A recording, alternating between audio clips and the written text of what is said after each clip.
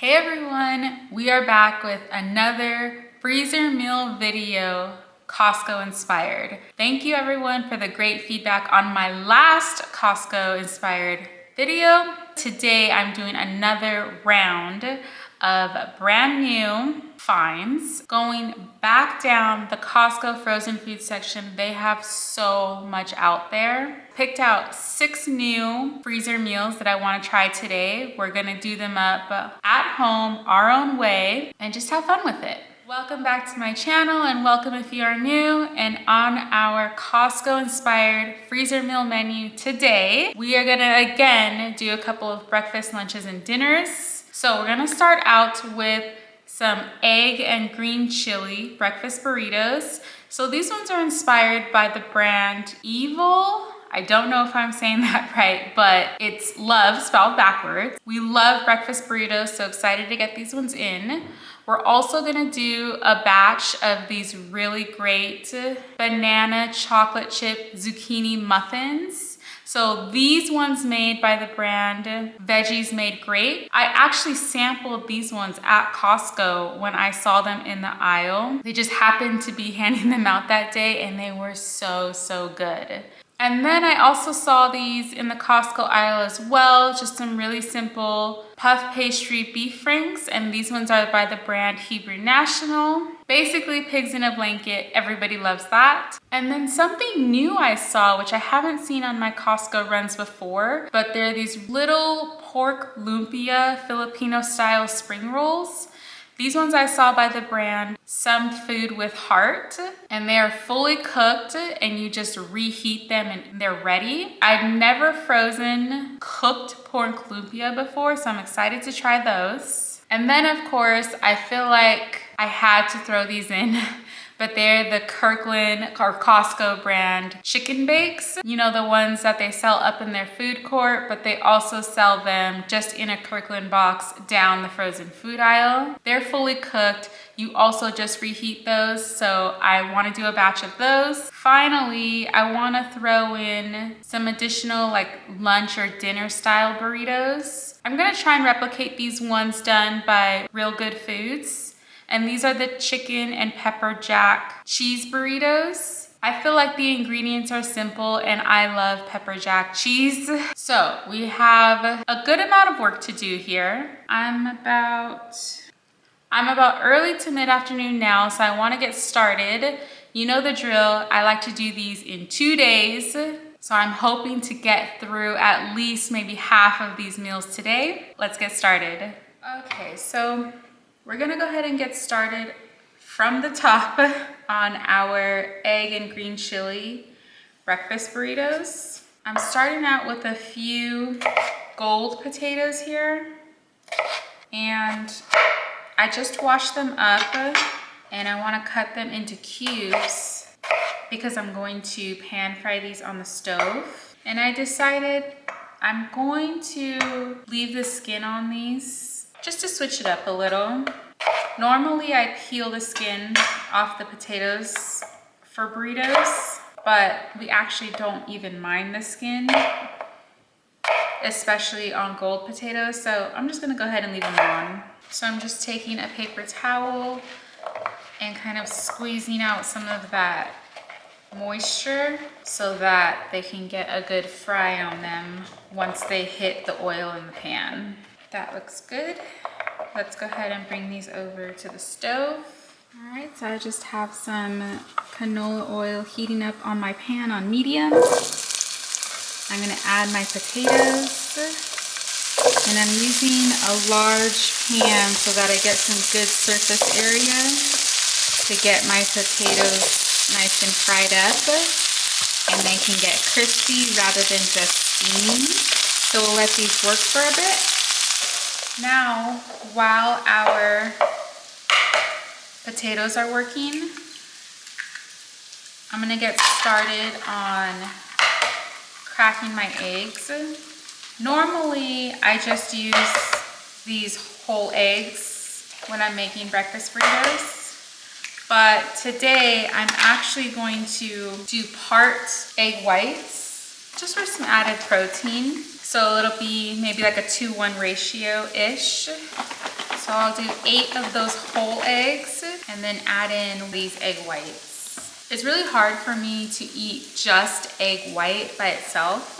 My husband hates egg white by itself. And it's much easier to do in things like breakfast burritos because it's mixed with all these other ingredients and you're not really missing the whole eggs as much. Now I'm just gonna go ahead and whisk this up. And then, I know this might be a little unconventional. Instead of adding milk in my eggs or milk or heavy cream, which I know a lot of people do, I'm actually gonna add this ricotta cheese in there because I have it in my fridge and I don't want it to go bad. And it's sort of equivalent to adding like cottage cheese in your eggs, which a lot of people do. It just adds like a nice creaminess to it when you're making scrambled eggs. I've actually been sneaking it into my husband's scrambled eggs for breakfast like all last week. He didn't even know the difference. All right, so checking on our potatoes. You can see they've got some great color on them, these bits, which is great because I really want them to hold up as crispy potatoes in these burritos. These are almost about fork tender. You can see they still have a couple more minutes they need to work. So at this point, I'm gonna go ahead and start with my seasonings. So I'm gonna add in just some simple garlic salt. And then I have this onion and herb seasoning blend. I'm gonna add some of that. And then a good amount of pepper. Give that a stir. For these last couple of minutes for them to finish up, I'm gonna go ahead and place the top on and let them, it's been a couple of minutes. Our potatoes look great. They are fork tender, super crispy. So we're gonna go ahead and place these aside into a bowl just to slightly cool. Just in the same exact pan with all the seasoning that was in there, I just added a little bit of nonstick. I'm gonna cook my batch of eggs straight in there. Now, while our eggs are working on the stove, I'm gonna go ahead and get some of my other ingredients ready. When I read the back of the box on these burritos, not only do they include the eggs, the roasted potatoes, but they also do pinto beans. So I have this can of whole pinto beans here. And I'm just going to do a simple warm up on these on the stove, just slightly warmed. And then for the hatch chilies, bought these cans of hatch chopped green chilies. So I'm going to add these hatch green chilies to the eggs once they start to set up a little bit more in their scramble.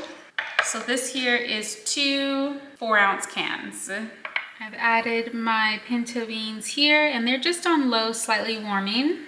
And here you can see our eggs are now starting to come together. And right now I just have this on low. I'm just gonna add in some salt, pepper, my 2 cans of those hatch green chilies. That should really give my eggs the flavor that we need. So I'll just go ahead and stir those in as my eggs are finishing up on their scramble, and those should be good to go. All right, so now we have all of the components to put our burritos together. So while I was at Costco, I went ahead and picked up their twin pack of Guerrero burrito size tortillas. These work really well, and I'm just slightly warm them so that they're more pliable when I'm folding and hopefully don't tear on us.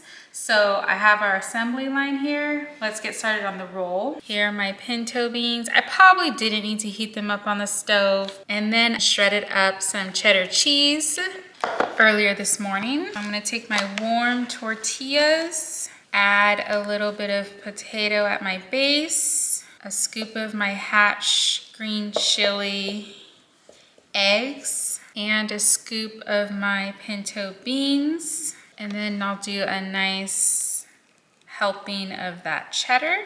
Roll up the sides and fold it over. Done. So I'm hoping we'll get at least 8 out of here.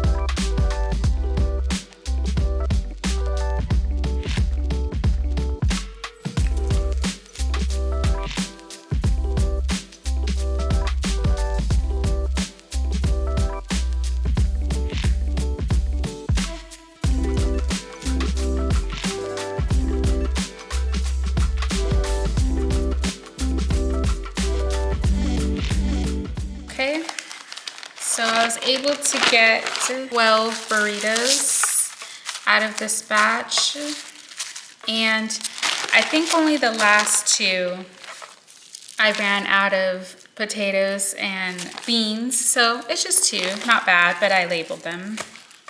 And I'm just gonna stick them in this bag that I'm reusing. I had something else in here, but I just finished it. So I'm just gonna reuse this bag, and we're done. 12 breakfast burritos ready for the freezer. So we're gonna switch gears, and now that our breakfast burritos are done, let's move on to those delicious muffins. So I just have here 1 medium zucchini, and I'm gonna start grating this up, not peeling it. I don't mind the skin on, especially if it's grated. I already set my oven to 350 to start preheating. So when I saw these muffins at Costco, I initially kind of just passed them up, but when I saw them in the aisle. But once I passed the sample person who even asked me if I wanted a sample, I also said no. And that's just mainly because muffins aren't normally like my go-to, especially for a breakfast. But I thought about it and I was like, wait, I love banana. I love zucchini. I went back to the sample person and he goes, you changed your mind? And I was like, yes, I did. I'm gonna try this muffin. I had one and it was so moist and delicious. I didn't buy them because I knew I wanted to make them. So I'm hoping these turn out just as good. Okay, so I have my medium zucchini grated, and I'm gonna go ahead and, just like I normally do, link all of the recipes below that I'm using. So I'm gonna set aside my grated zucchini and get started on those bananas. The recipe calls for 3 ripe bananas, and these here are pretty soft. I've had them over here in my kitchen for a few days now. I usually have bananas on hand anyway because my son, my toddler, has been loving smoothies lately, and bananas are just so easy to slip in. So I'm just gonna go ahead and take my bananas and mash them just with a fork. So this is what my mashed bananas are looking like. I'm gonna go ahead and add 2 eggs. I'm gonna do 1 tablespoon of vanilla in this bowl. And this is a 1/4 cup of melted butter. I'm gonna add right in. Give that a slight mix. And then add in that medium zucchini that I grated up. I think that's it for our wet ingredients. Let's get started on our dry ingredients. In this bowl, I'm gonna add 1 3/4 cup of flour, 1/2 cup of sugar, just regular granulated. I'm gonna do 2 teaspoons of baking powder, and then 1 teaspoon of baking soda.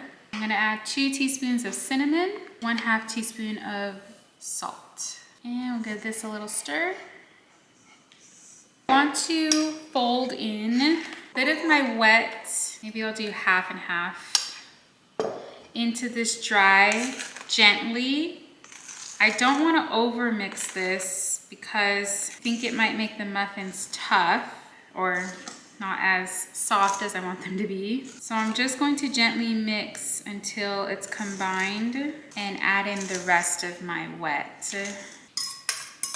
Quite thick. But I love that you can see the chunks or shreds of zucchini in there. This is just combined now. You see that? It looks really good. It also smells good, cinnamony. I almost forgot the chocolate chips.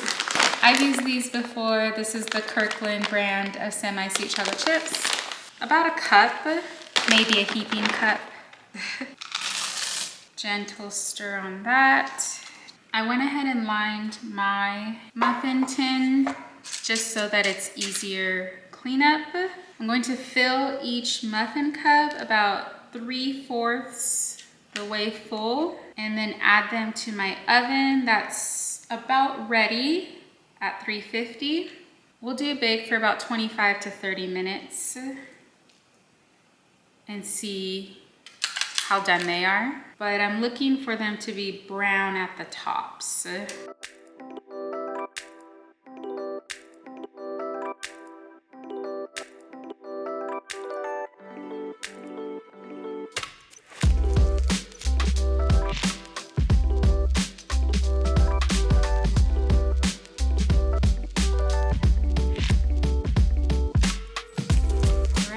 Literally just pulled these out of the oven. It's been 25 minutes exactly. I have a toothpick to do the toothpick test. Clean, we're good. These muffins, they browned nicely and they smell amazing. So I'm just gonna let these cool in the pan for about a minute and then pick them out and put them onto a cooling rack to finish their cooling. And then we'll get the second batch in. Now that all of our muffins are over there cooling, smelling amazing, next up we'll work on the puff pastry beef franks or the pigs in a blanket. So what I'm gonna do is I just brought out my puff pastry boxes. This is just the one that you buy in the refrigerator section at the store. And I'm gonna let these defrost for a bit in my refrigerator because you need to do that so that they're easier to work with. And I'm at a good stopping point because I do have some errands. I have to pick up my son from school. So by the time I get back, we'll go ahead and get started rolling up our beef franks. We're gonna go ahead and get started on our puff pastry beef franks. And though I'm not using the kosher ones like the Hebrew National box does, I just picked up this pack, the ones from Costco, Kirkland. And I'm just gonna go ahead and cut these up. I'll cut these up into pieces, maybe thirds. These are meant to be sort of a lunch size, so you can eat a couple of them at a time. So we'll start with that. And I did have my puff pastry thawing in the fridge this whole time. So I'm gonna open these up. I love using puff pastry because it's so easy and you can use it on so many things. Then I'm just gonna do a really slight roll just so they're a tad bit thinner. All right, so I'm just gonna use my pizza cutter to cut along the sort of seams that are already there.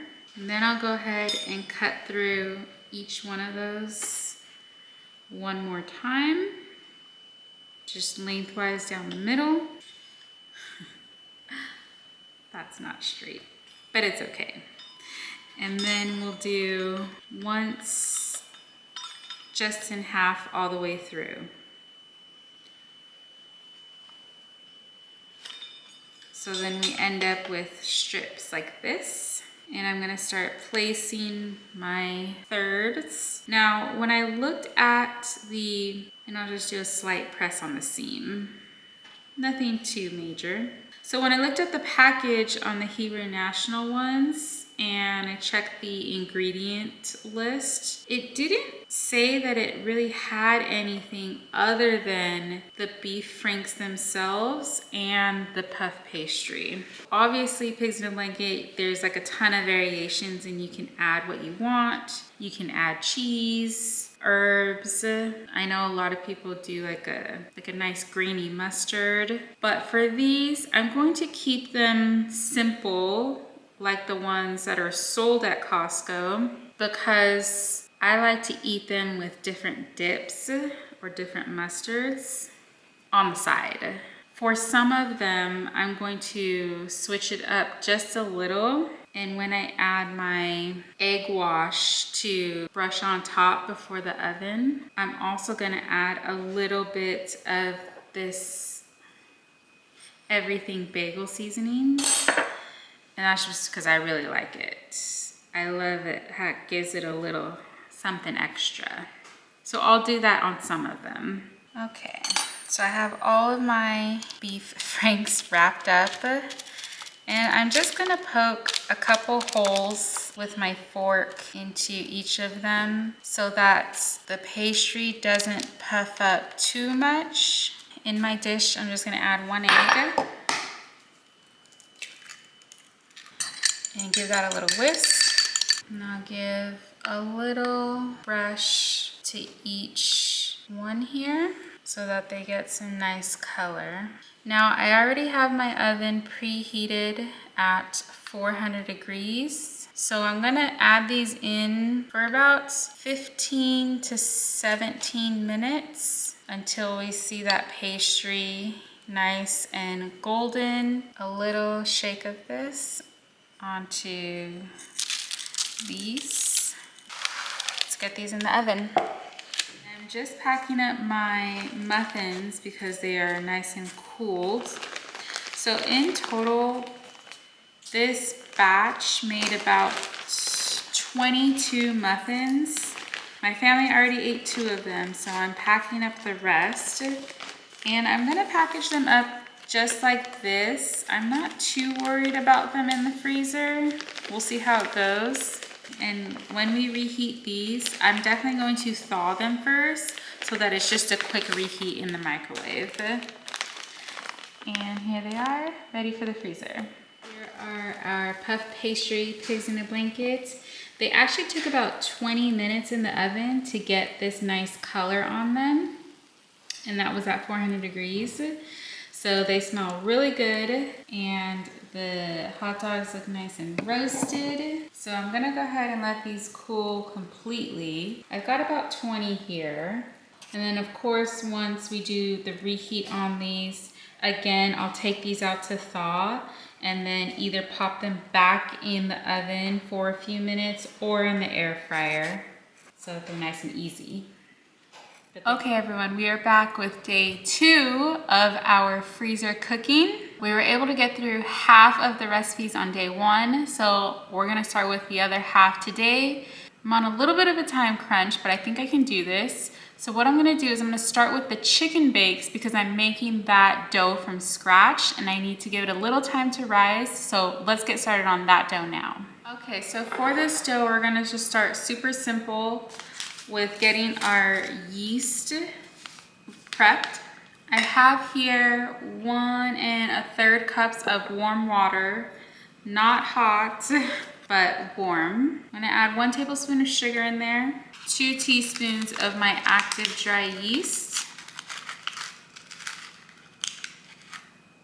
I'm just gonna give this a quick stir to let it mix in a bit with the sugar. Okay, I'm gonna let that sit for just a few minutes until our yeast starts to foam up a bit.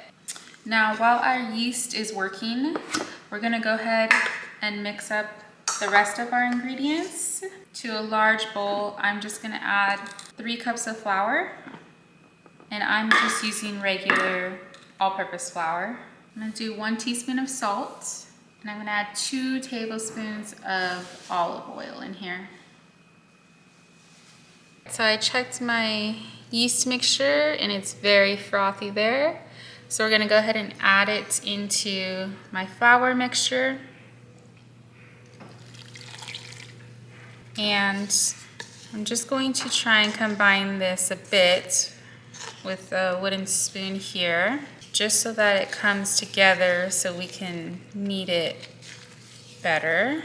So it looks a little shaggy here, and that's good. So now I'm just gonna add a little bit of flour to my surface here. Plop out this dough.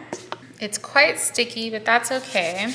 I wanna go ahead and knead this by hand. You could use a mixer, but I'm just gonna do it by hand for about 10 minutes until we get a nice smooth dough.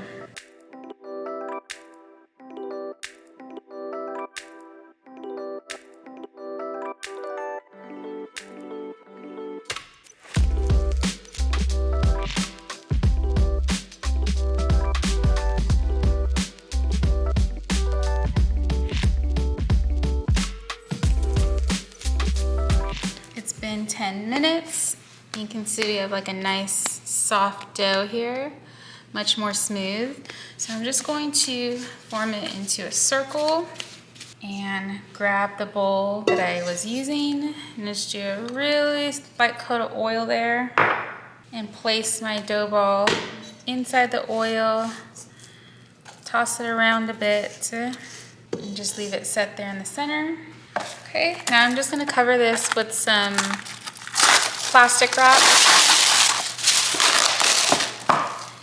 And I'm gonna leave this in my oven under the proof setting until this dough doubles in size. And that's gonna take about 90 minutes. In it goes.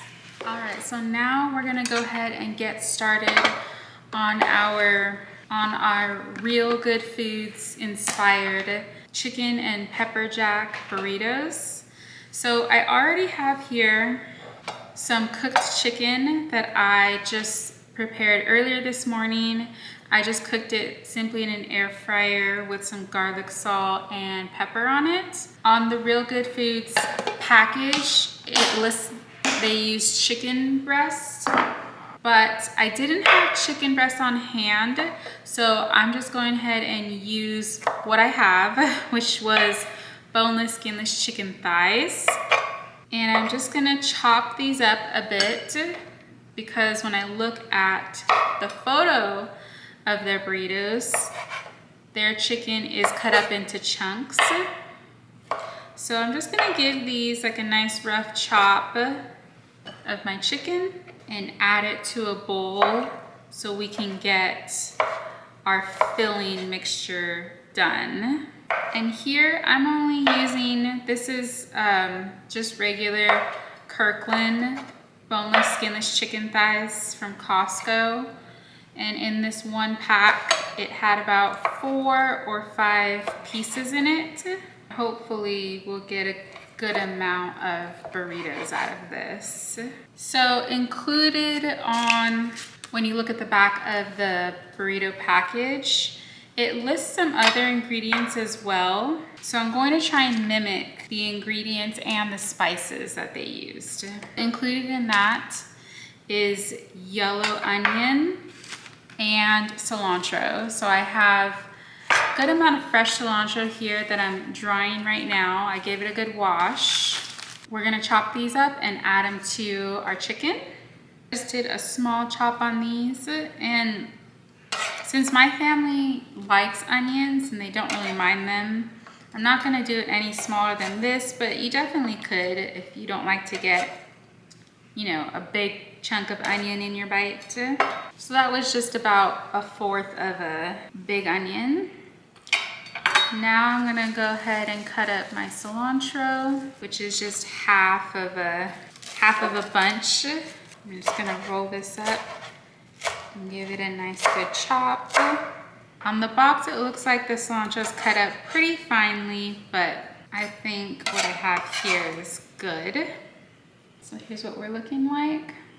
Now for some of the seasonings that are listed in the package, I'm gonna go ahead and add about a teaspoon of salt in there, another teaspoon of garlic powder, and about half a teaspoon of cumin. I'm gonna go with a teaspoon of onion powder and a teaspoon of paprika.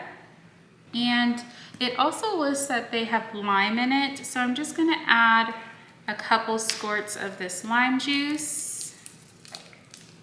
Not listed is pepper, but I'm gonna go ahead and add a little bit just because we love pepper. There's some on the chicken already, so I'm not gonna add a lot. Now for our cheeses. Even though these are called chicken and pepper jack burritos, it does list regular cheddar cheese as an ingredient, so I'm gonna do that too. I'm gonna add in both. This is just some pepper jack shredded that I had in my freezer. I've been letting it defrost for a while. And this is about a cup here. I'm gonna add that in. And then I have some great shredded cheddar cheese. And this I'm gonna add about half a cup. And I'll give it a mix and see how the ratios work. Stir that a bit. So just looking at this mixture, I can tell that I'm gonna want more cheese in here because the packaged burritos look very, very cheesy. So I want, this right here looks very meaty, which is good, but I do want that good cheese factor on the reheat. So I'm gonna go ahead and add another half cup of my cheddar, another cup of my pepper jack, and give that a mix. There, now that looks like a much better ratio of cheese and chicken. Obviously, we're not gonna know the measurements that Real Good Foods used, but you know, use your judgment. You know how you like your burritos, if you like them more cheesier, more meatier. That's what's great about making these at home yourself, because you can adjust as you like. Get my tortillas ready. And again, I'm just using those Guerrero burrito size ones. The rest of my twin pack from Costco. And I'm gonna get these warmed up in the microwave so that we can start rolling. This is gonna be super simple. Just add my wrap to the bottom, just a little bit of cheese, and top it with my chicken filling. Close up the ends and roll. That's it. So simple. That's why I love making burritos. They're always so easy to do, and they come out tasting great because you're literally just putting in the things that you really like or that your family really likes. Can never go wrong with cheese. Let's get the rest of these wrapped up.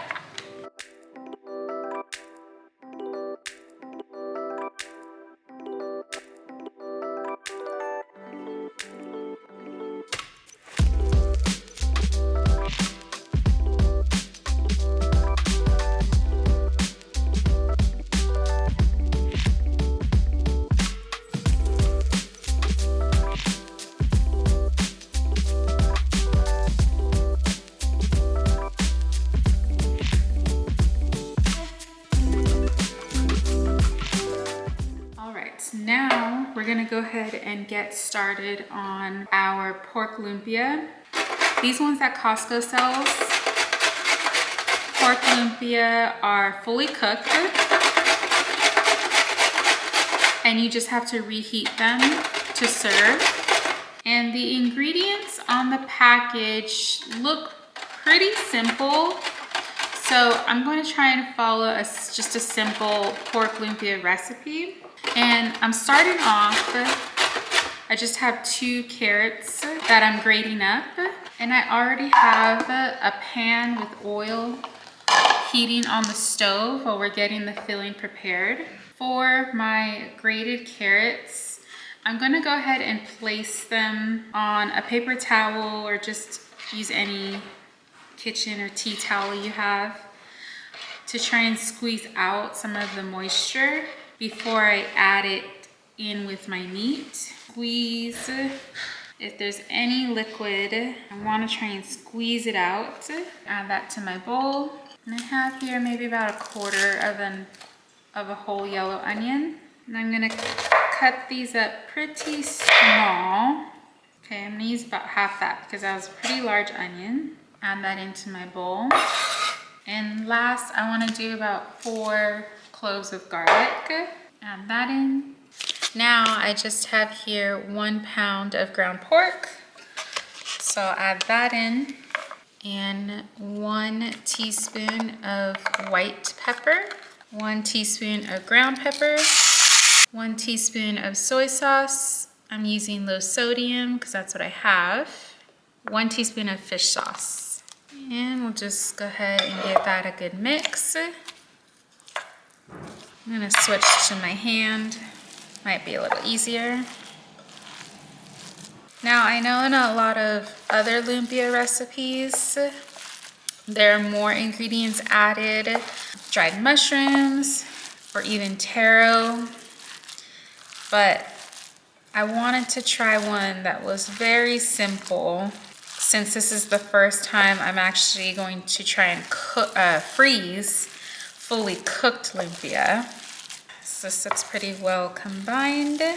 Now for my wraps, I just picked up a set of these a while back actually. They've been in my freezer. So I just let them thaw in the fridge overnight. And I'm just going to grab a damp paper towel to sort of place on top of these so that these wraps don't dry out on me, hopefully. And I just filled up a small container of water so that I can use it to seal. I'm just gonna start pulling them apart from each other so we can work with them. And I'm gonna grab just a bit of my filling, maybe do like a spoonful, and spread it out about there. Fold, fold, bring in both sides. Tuck it tightly, water on my fingers so I can add it to the edge. And that's it. Pretty simple, easy roll, not too tight, not too loose. We have a good little set here, so let's get this first batch frying up on the stove. We're gonna check my oil temp, and I'm looking for about 380. And we're there. So let's go ahead and throw in our first batch.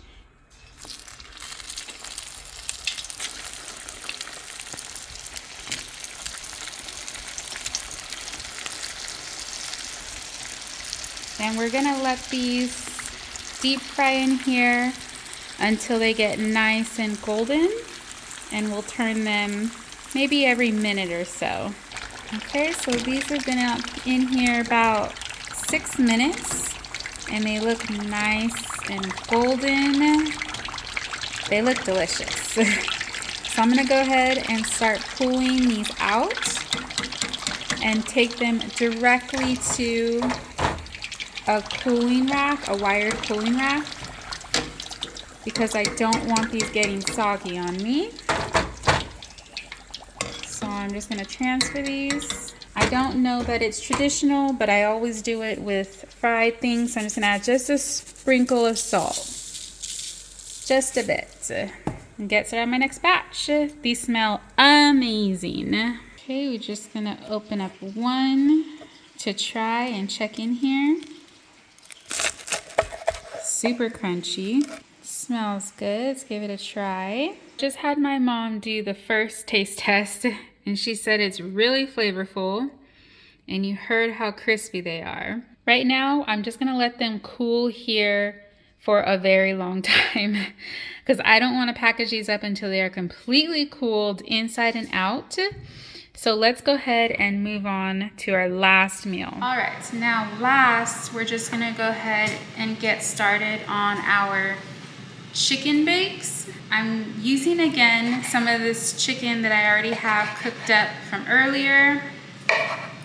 I think the chicken bakes actually use chicken breast, but again, chicken thighs is what I have on hand. So I went ahead and cooked that up. And this was just seasoned with some really simple garlic, salt, and pepper. And I cooked them this morning in the air fryer. So I'm just gonna chop these up to be more bite-sized. The pizza dough that we made earlier should already have risen by now. My plan was to leave it in there for 90 minutes. It's actually been maybe even closer to 2 hours. So once we're done with our chicken, we'll go ahead and get our dough ready.